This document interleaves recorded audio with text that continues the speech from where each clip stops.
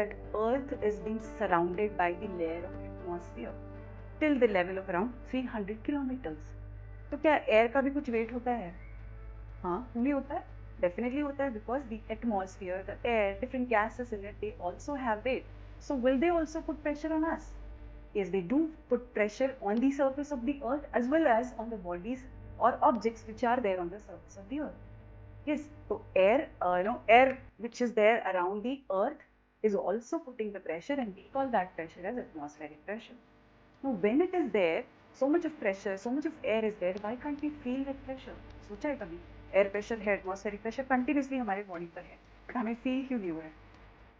Because we have blood flowing in our body, and that pressure, that blood is also flowing with pressure, which is little more than the atmospheric pressure.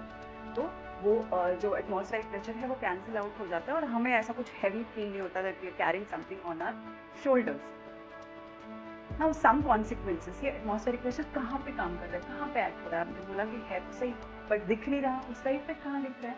जैसे हमारे पास कुछ ये vacuum hooks होते हैं ना, जब हम उसको दीवार पे लगाते हैं, तो there this atmospheric pressure is exerting, तो हम उसमें क्या करते हैं? We are pressing the hook on the wall. जब हम प्रेस करते हैं तो क्या हो जाता है? अंदर का एयर पूरी बाहर निकल जाती है, and once the air is coming out, there is no air pressure inside that hook. तो एयर प्रेशर कहाँ पे है? सिर्फ बाहर से जा रहा है उस हुक के ऊपर, and it is so much that it can make the that hook stick on the wall.